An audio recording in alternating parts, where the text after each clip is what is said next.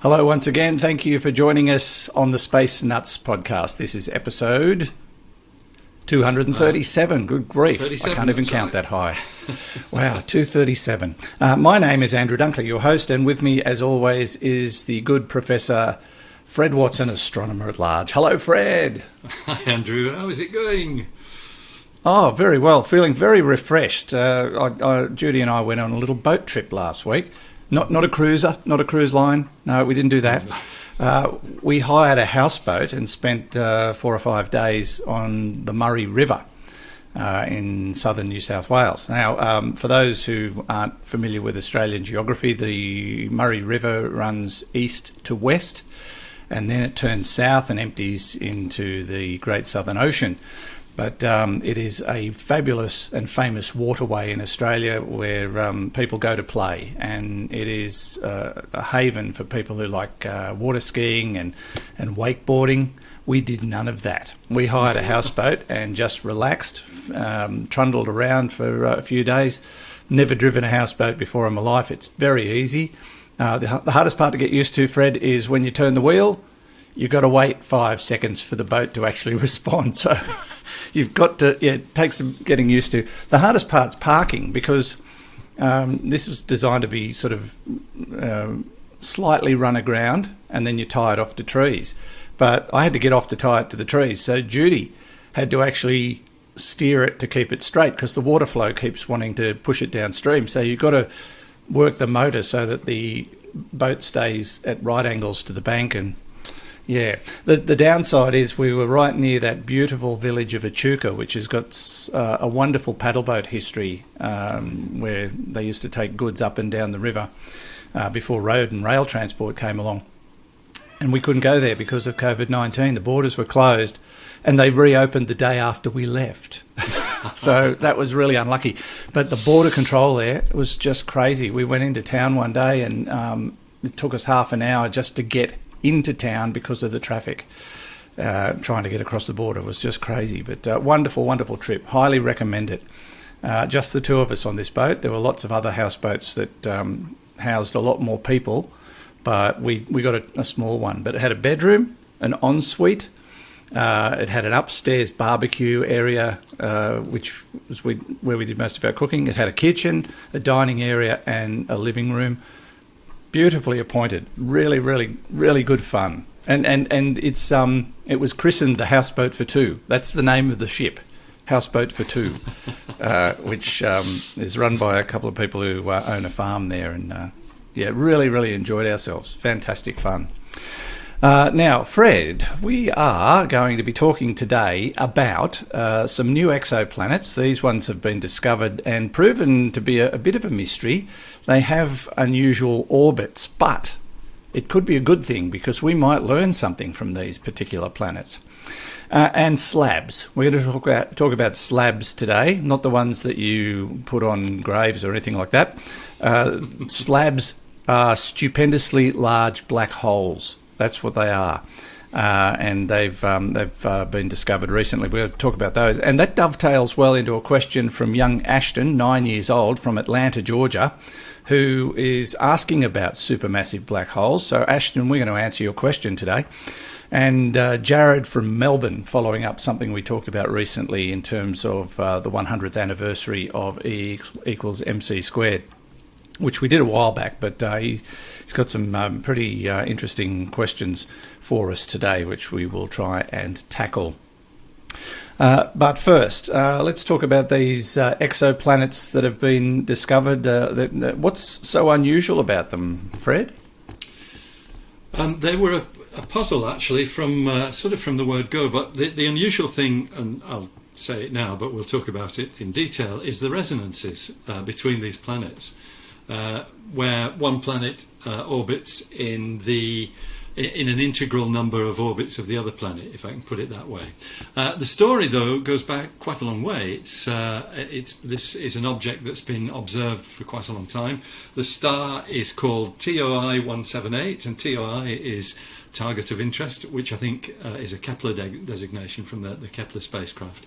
This object is about 200 light years away. So what we've got here is a star that has revealed the presence of planets by the fact that the light of the star dims as the planets pass in front of it or transit. And originally, astronomers thought that what they were seeing were two planets which actually were in the same orbit. In other words, one following the other around. But then a closer analysis shows that actually it's not two planets orbiting the star at the same distance, but a lot of planets, and in fact there are 6 now that are known, which are performing this kind of resonant dance where the orbits are interconnected. There's this work, I should say, has come from the Université de Genève in Switzerland and the University of Bern. Both have strong astronomy groups, actually, both of them. So, okay, what's the situation? Well, you can look at it, in terms of what's happening in our own solar system. There are many resonances in our solar system. The best known is 3 of Jupiter's moons, Io, Europa, and Ganymede, which have this 4:2:1 ratio in the time that it takes them to go round. So Europa goes round twice in 4 orbits of Io, and Ganymede goes round once in 4 orbits of Io, and that means it goes round once in 2 orbits of Europa. So it's a 4:2:1 resonance. The other good, well-known one is Pluto, which is in a resonant orbit with Neptune. So Pluto goes round twice for every 3 orbits of Neptune. And what's happened is that as these things have orbited over, the billions of years since the formation of the solar system, the gravitational forces have conspired to pull them into this sort of orbital resonance situation. What's happened now, though, is TOI-178 has been carefully observed. So it too has a resonant chain, as it's called. You call it a resonance chain. And it's 18:9:6:4:3. That's the ratio of 5 of the 6 planets. So let me just read the story.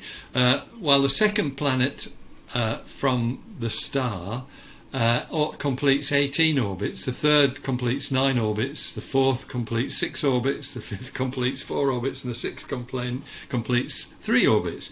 That's the 18:9:6:4:3 resonance chain. The innermost one actually doesn't follow that, that mathematical curiosity, I guess you might call it. But it's, as you've just said, the reason why this is valuable is it sort of tells you about the way these planets have orbited, have evolved, how the system has evolved since the birth of the star.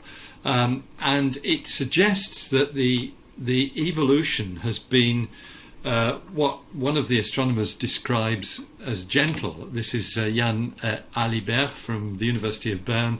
He says the orbits in this, actually, I think it's A. The orbits in this system are very well ordered, which tells us that this system has evolved quite gently since its birth, rather than, and as they go on to say, for example, by a giant impact stirring things up. It's a configuration that wouldn't have survived that. But there is one peculiarity about it, Andrew, which I'm sure you're about to mention, and that is these stars are all very different. In fact, Nathan Hara, another, I think I remember working with him years ago, again at the Université de Genève, he says that even if the arrangement of the orbits is neat and well ordered, the densities of the planets are much more disorderly. He says it looks as though there's a planet as dense as the Earth right next to a very fluffy planet with half the density of Neptune, followed by a planet with the density of Neptune. It is not what we are used to, because in our solar system, we've got this nice arrangement of the 4 inner planets, which are all rocky and dense, close to the sun, and the low density gas planets are further out. They're all further out than the rocky planets. So there's a really nice quote again from one of the astronomers. This contrast between the rhythmic harmony of the orbital motion and the disorderly densities certainly challenges our understanding of the formation and evolution of planetary systems, because if they've had this kind of gentle evolution, you'd expect it would have turned out like it is in the solar system, with one type of planets in the inner part of that solar system and the other type well out. But no, they're all mixed up. And I might just mention, since I'm always glad to get a plug-in for this organisation, several telescopes were involved with this work, but in particular the very large telescope of the European Southern Observatory, ESO, with which Australia has a 10-year strategic partnership. So ESO is very close to our mind here in the world of astronomy in Australia. Fantastic. So, yeah, as you mentioned, we can learn a lot from this discovery. What I wonder about is, we take for granted that the rocky planets are close into the sun and the gas planets are out wider, but there have been exoplanets discovered where there are huge gas giants very close to their parent star. So we are not, I suppose, typical. No, that's right. Have they discovered that is more typical than other scenarios, or it could just be anything? One of the reasons why, and the things you're talking about, the gas giants right next to their stars, they're called hot Jupiters. And we've found a lot of those, and one reason for that is probably that they're the easiest to find. Of all the planets going around other stars, they're actually the easiest ones. The signal, the information that they present is very much the information that's most readily detected.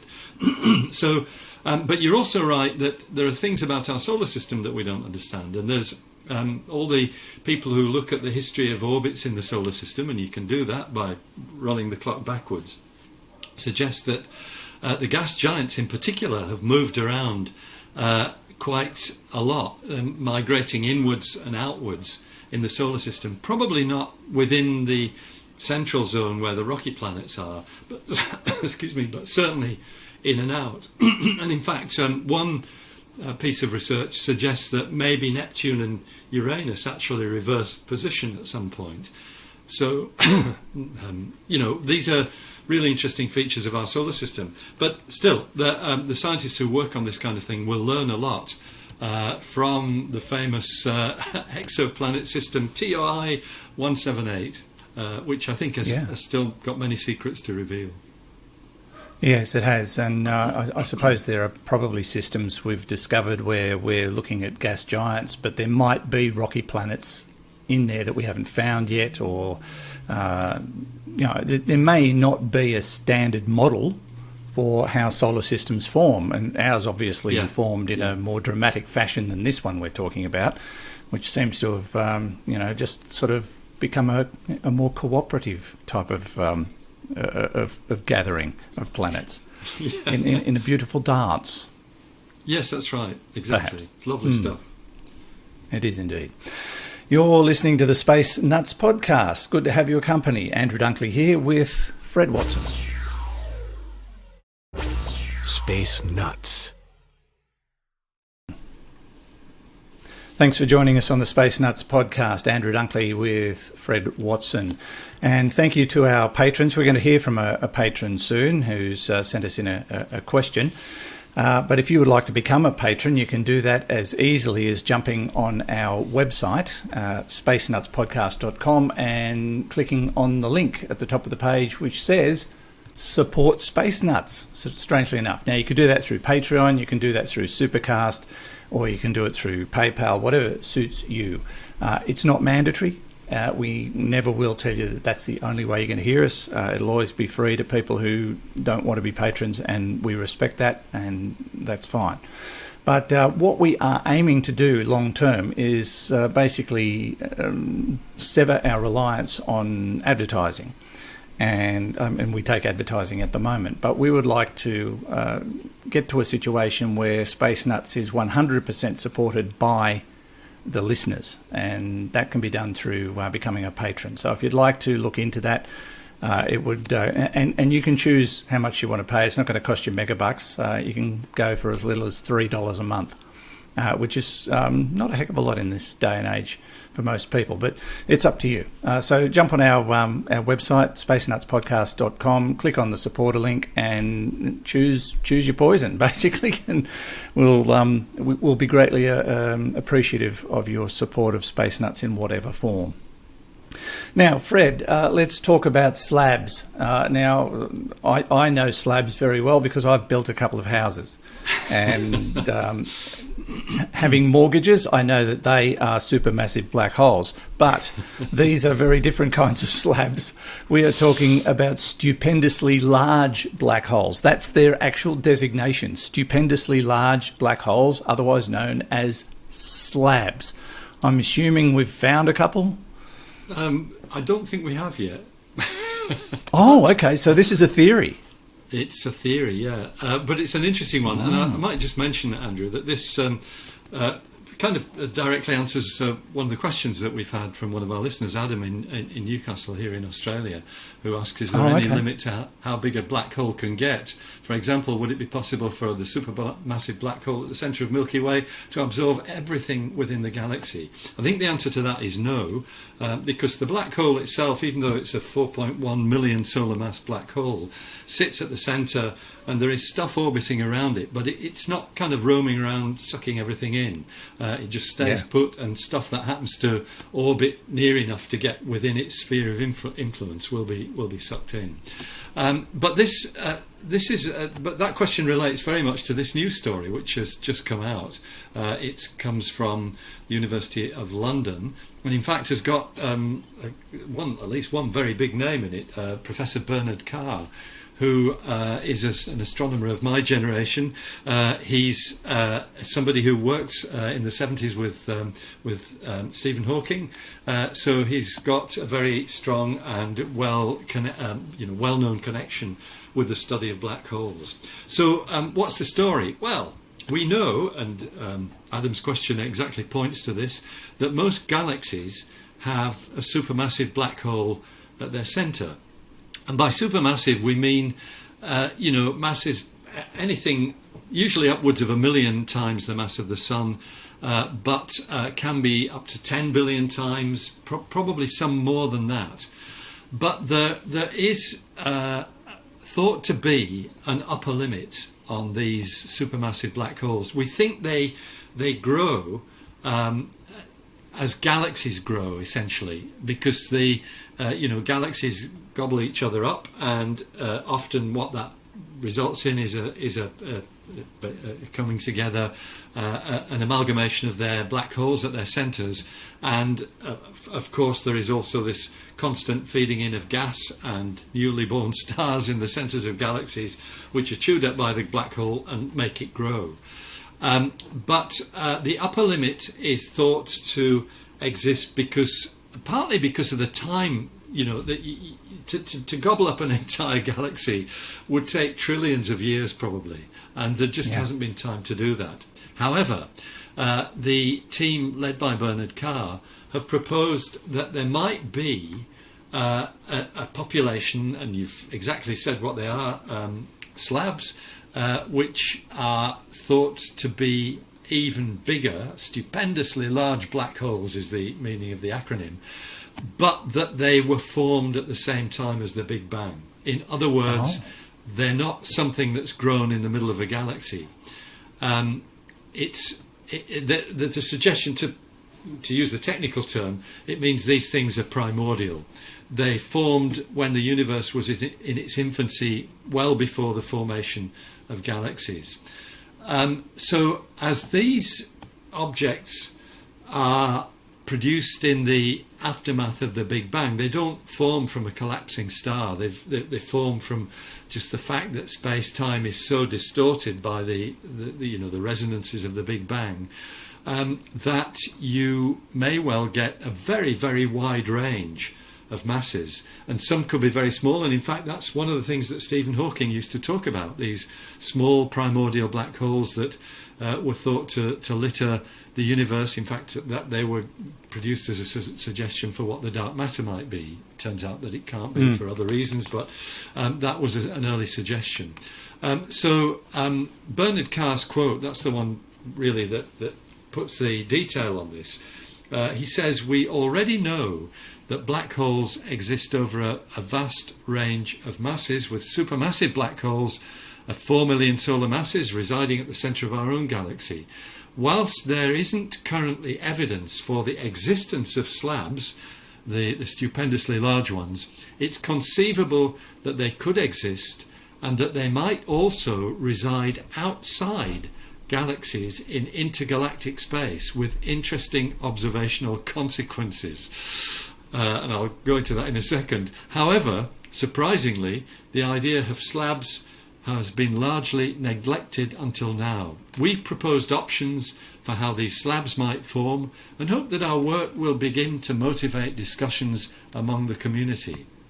So the suggestion is that, you know, maybe slabs are actually a contributor to the dark matter problem, exactly as Stephen and in fact Bernard Carr suggested back in the 70s, that the small ones might be there. The reason why we don't think there are many small black holes throughout the universe is that we don't see their effect in gravitational lensing, which means that as a black hole passes in front of a distant galaxy or a distant object, you would see a change in the light. It's actually one way of detecting planets going around other stars, by watching them line up with a star a long way in the background and seeing that the light is actually amplified by the gravitational lens around the star and the planet. But the black hole issue is one that kind of was resolved in the 1980s and 90s, that we don't see enough of these gravitational lenses for there to be billions and billions of these small black holes.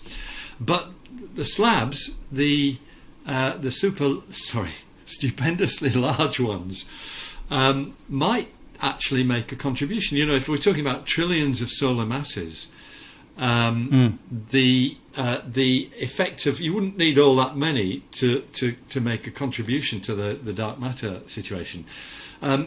We haven't seen any kind of gravitational lensing effects or events excuse me, in the universe that might have been caused by a slab. That's the real issue with this, that nobody's observed anything that might be the result of a stupendously large black hole.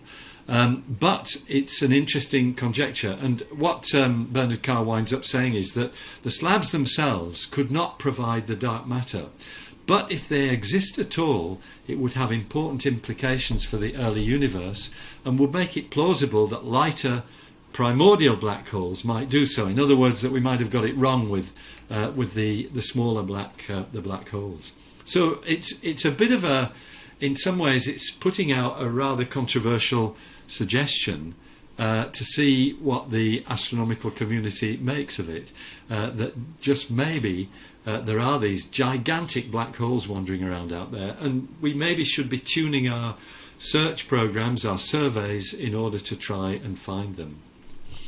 It sounds a bit like we're using a theory to try and prove a mystery. So we are theorising that these slabs exist and may contribute to the dark matter question. So we know about dark matter, not much. We know it exists, but we don't know why. Yeah. But it could be something that we haven't even proven that exists yet. Well, that's right. That's the, you know, and that's the great thing about these cosmological studies. You can poke all kinds of ideas out there and see what the community makes of it. So, you know, maybe one day, not far down the track, you and I will be talking about a trillion solar mass black hole that's been discovered somewhere. It's mind-boggling to get your head around something that big, a trillion solar masses. It's a staggeringly large, incomprehensible number. It's 5 galaxies worth. That is huge. That is huge. Yeah. And yet we haven't seen one, which either means they don't exist or we just haven't found one yet. We haven't found one yet. I suppose that also throws up the question: where do we look? I mean, where do you start looking? That's the hard part. Yeah. Probably not towards the middle of our own galaxy, because we know about that one. It's the sort of thing. Well, if it's that big, we'd be part of it, wouldn't we? Yeah. It's the sort of thing Okay. that might turn up in the distant universe. Yeah, and it can stay there. That would be fine with me. That's right. That'll be okay. All right. We'll put a tick on that one, but hopefully in the not too distant future there'll be more to tell on stupendously large black holes. Gotta love the way they name things in astronomy. They don't mince words, really. Slabs. You're listening to Space Nuts. Andrew Dunkley here with Professor Fred Watson. Okay, we checked all 4 systems and keying with a go. Space Nuts. This is Space Nuts, the podcast with Andrew Dunkley and Fred Watson, and you can listen to the podcast on just about any podcast platform. Too long to mention. We're also on YouTube if you want to torture yourself and look at our ugly mugs. That's an option. But you search for Space Nuts podcast on YouTube, and you can watch the vodcast as well. While we're talking about that, let's send out a special thank you and hello to our social media supporters, whatever platform you chase us up on. The Space Nuts podcast group is one that I highly recommend. That's actually not one we created. It was created by the Space Nuts audience. So your chance to join like-minded people and talk astronomy with each other. And from time to time there are, well, no, all the time, there are some great topics that are brought up by people who all kind of get into the conversation about this, that or the other. So, Space Nuts Podcast Group is what it's called. You'll find it on Facebook. Okay, Fred, we've got some questions from the audience, and our first question comes from a very young listener, and we're always very pleased to have young people join us on Space Nuts. This is Ashlyn from Atlanta, who I think has at least 4 questions for us, so we'll see if we can unravel those on this edition. Hi, my name is Ashlyn. I'm from Atlanta, Georgia, and I got 3 questions. What happens if 2 black holes, supermassive black holes, collide? And is it possible that there is like in the multiverses? Is it possible there are different Earths across the multiverse? And what is your favorite planet in the solar system and why? And what is your favorite thing about space? Okay, Ashlyn, thank you for the questions. Fred's going to answer all of those. No, I think we've already been talking about black holes, and that's great. But I think we have talked before about black holes colliding. But in light of the fact that we haven't yet discovered a slab, we do know there are supermassive black holes. If 2 of those collided, what might happen? You get a super duper massive black hole. So we do know, and this has been observed now with the LIGO gravitational wave detector and the Virgo detector in Italy, that black holes do merge and they combine to produce a black hole whose mass is usually a little bit less than the sum of the 2 component black holes, because there's some of that mass is turned into energy. Thanks to E equals mc squared, and that energy is radiated out as gravitational waves, and that's how we've been able to detect them. And I think it's fair to say that the same would happen with supermassive black holes colliding, and we know that does happen because galaxies are in collision. There are many situations when we look deep into the universe where we see galaxies colliding. Now, this is a process that might take 10 million years or so to complete, but we know that at the end of that process there is a galaxy with an even bigger black hole at the middle, and usually that galaxy is what we call an elliptical galaxy. It's one that doesn't have spiral arms, because spiral arms are all about the gas that's there, and the gas may well have all been used up but by the end of one of these collisions, because it's triggered star formation. So the odds are, yes, that we will get just bigger black holes when supermassive black holes collide.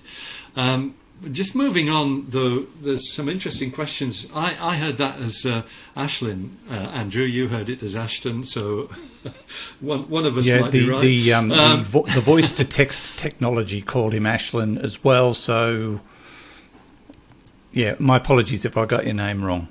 And mine too. Moving on, the next question was about the multiverses. And once again, yes, we're in an area... And it's a bit like the slabs. This is something that has been sort of proposed from a theoretical point of view. People have proposed that maybe there is more than one universe. And one of the reasons for that actually comes from work that was done a long time ago by the Astronomer Royal in the United Kingdom, who postulated that because the physical constants in our universe appear so finely tuned for stars to exist and planets to exist and life to exist, why should that be? Why should we exist in a universe where all these physical constants are finely tuned? Martin Rees, the Astronomer Royal, postulated that there might be many, many other universes where these physical constants aren't finely tuned, and so you don't get stars, you don't get planets, you don't get people who can talk on space nuts and things like that. So that's where the idea kind of came from. However, we've really got no physical evidence for the existence of multiverses at present. It's merely a theory and a speculation. There are some people who believe passionately about it. Roger Penrose, who got a Nobel Prize last year, he's one of the believers in multiple universes.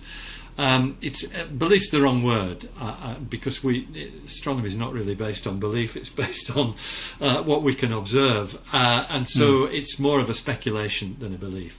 But if there was a multiverse, or if there are multiverses, yeah, maybe there are Earth-like planets in them, maybe there are alternative worlds with alternative Andrews and Freds and Ashlyns or Ashtons listening in and doing all the things that we all do. We just have no idea at the moment. It's not impossible. Yeah, I suppose in astronomy you never say never.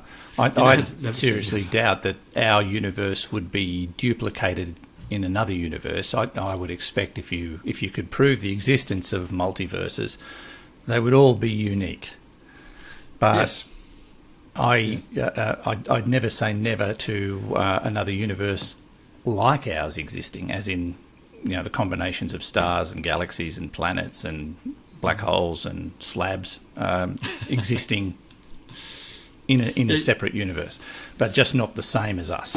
I imagine that's the most likely scenario. But yeah, universes existing that have nothing in them is also, as you said, quite possible. Everything we know is challengeable until we can prove otherwise, or prove that what we're thinking is true, as with stupendously large black holes. So you've written about all this stuff in your books. So multiverses, in my first science fiction novel, Parallax. It's we crossed that threshold. Have a little bit of fun with that. Yes, yes, it's all done. Yeah, all done. Yeah.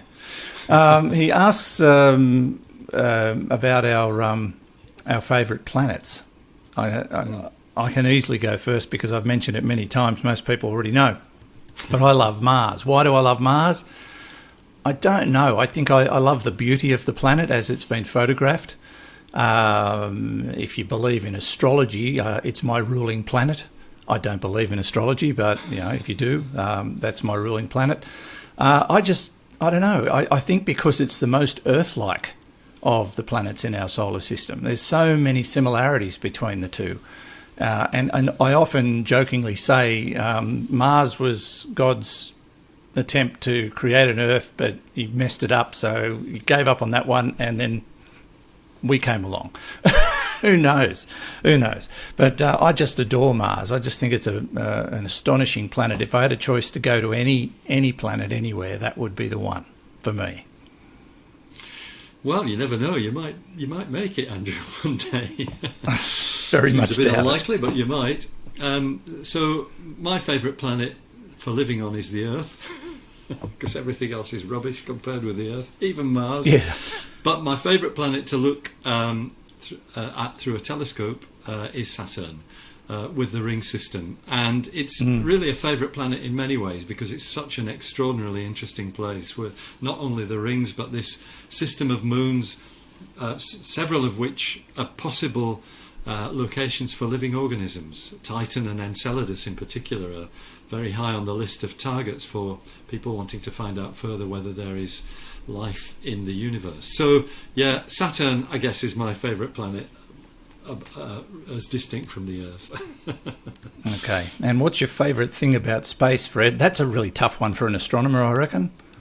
Yeah, actually, I guess my favourite thing is that we can explore it, we can investigate it, and we can understand it in terms of the physics that we know works here on Earth. We can see how many of the mechanisms of the universe work. We certainly don't know everything, and I think there are some areas in which we're really only scratching the surface. But just the fact that we can understand it, I think, is an extraordinary thing about space, especially when you look back, you know, a few thousand years when our forebears were looking at the sky and had no idea what they were looking at when they saw the stars. Just no idea at all. Yeah. Yeah. I think for me it's not dissimilar. But the vast unknown is what I like about space.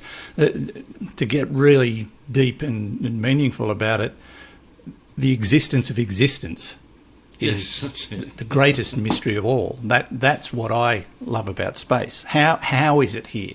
I mean, as against why? I mean, how did it eventuate? How did it happen in the first place? How is it that we exist at all?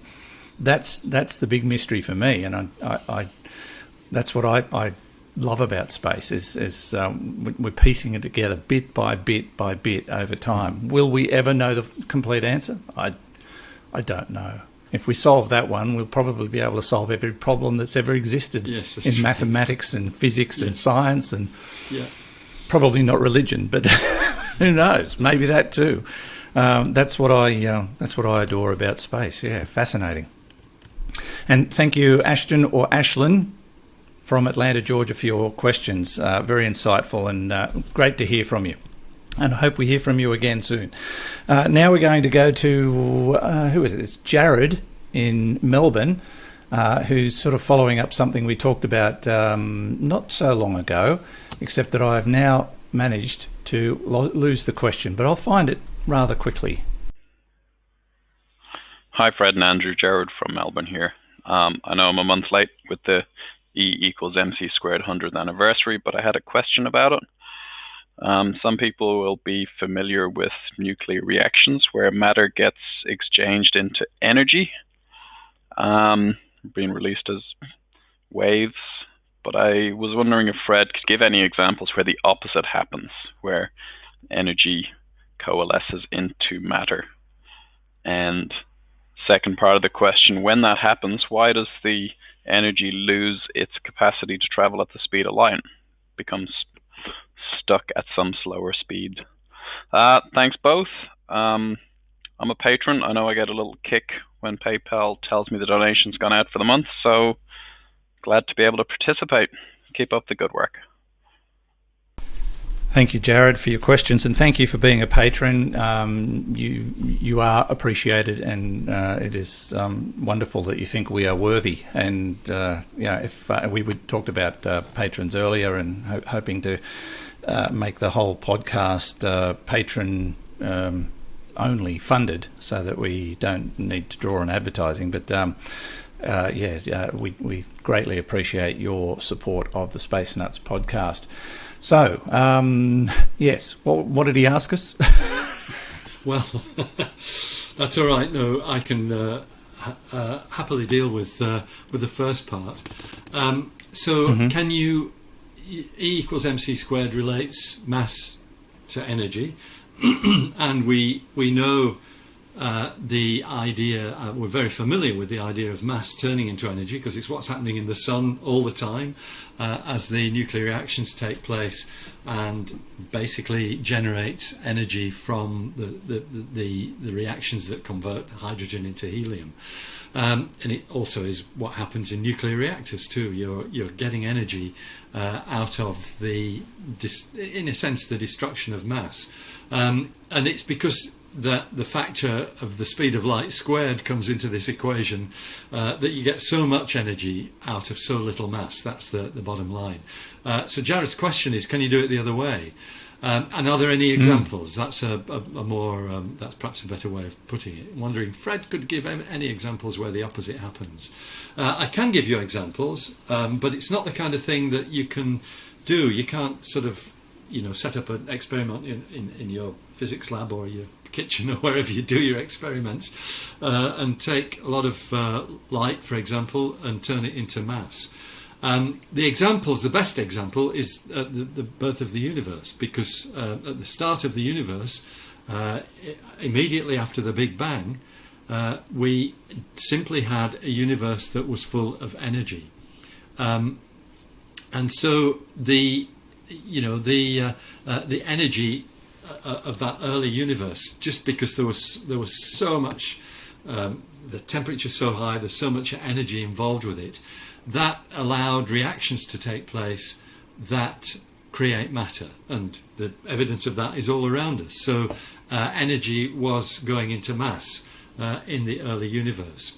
That's something that it's hard to repeat, just because of the situations. The situation in the early universe was extraordinary, but there are reactions that can be carried out at places like CERN, the European Centre for Nuclear Research, at the Brookhaven National Laboratory there, and in the United States, and Fermilab also in the United States. There is a reaction that you can carry out with a high energy particle accelerator. And what you do is you fire a photon into a heavy atomic nucleus, and I'm not sure what atoms they use for that, but they're hefty ones. Probably things like, could even be uranium, it's stuff like that, or it might be lead. But what happens is there is a reaction takes place, and in fact the nucleus of the atom sort of shares the energy around, and the photon disintegrates into an electron and a positron. So a positron is the antimatter opposite of an electron. It's got the opposite electrical charge. That positron then collides with an electron and turns back into a photon. So it's a very temporary creation of mass, but it does happen. So yes, that is true. We can manufacture matter from light, but we can't make it last very long, and we certainly can't create something out of nothing, which is a very nice way of putting it, courtesy of the How Stuff Works website. It's worth having a look at that. Yes, indeed. That said, people will still continue to turn lead into gold, I'm sure. Yes, that's right. That was what it all came from, I guess, in the early days. Yes. Now, he does also ask about energy losing its capacity to travel at the speed of light and becomes stuck at slower speeds. So would that be simply because space is not a vacuum, an absolute vacuum? Yes. Well, that's one reason why light travels at a slower speed. For example, if it goes into glass or water, its speed slows down very considerably, and that's how refraction takes place. Light does lose energy in the vacuum of space, but it doesn't slow down. What happens is it gets redshifted. Its energy. So blue light is high energy light, red light is low energy light. Loss of energy equates to a change in the in the color of the light. There was a time when, and this is going back probably about 40 years, I remember being involved a little bit with some of these speculations, that the effect of redshift that we see when we look out into the universe might be something that's causing the universe to sap the energy of the photons. And so the redshift is not telling you that the universe is expanding, but just that the light is getting tired. In fact, tired light was the name of the work that was done with that. But it simply didn't hold water. The only plausible explanation for why we see redshifts all over the sky is that the universe is expanding, which is another way of losing energy. The space is stretching. So I hope that answers the question. Thank you very much for being a patron, Jarrod, and thanks for your questions too. Indeed. Thanks, Jarrod. Thanks, Ashlyn. And thanks to everybody. We've got a whole batch of new questions, so we'll work our way through those. But a reminder again, if you do have a question, you can go to our website and upload it as text, or you can go to the AMA tab and record it with your voice. Just don't forget to tell us who you are and where you're from, because we like to know. If you don't want to, that's fine, but it gives you an opportunity to voice your question through to us, and we'd love that. But whatever format you want to send your questions into us, that's fine too. It's all there on the spacenutspodcast.com website. That brings us to the end of another episode. Fred, thank you so much. It's always a pleasure, as I say, and yeah, greatly appreciated. Yeah, thanks, Andrew. I appreciate being able to talk to you as well. It's always good fun. And we'll see you soon. It is. Yes, we will. Catch you in about a week or so. Yeah. That's Professor Fred Watson, astronomer at large, part of the team here at the Space Nuts podcast. And from me, Andrew Dunkley, thank you for listening, and we'll talk to you again real soon. Bye-bye. Space Nuts. You've been listening to the Space Nuts podcast. Mission complete, Houston. Available at Apple Podcasts, Google Podcasts, Spotify, iHeartRadio, or your favourite podcast player. You can also stream on demand at Bytes.com. This has been another quality podcast production from Bytes.com.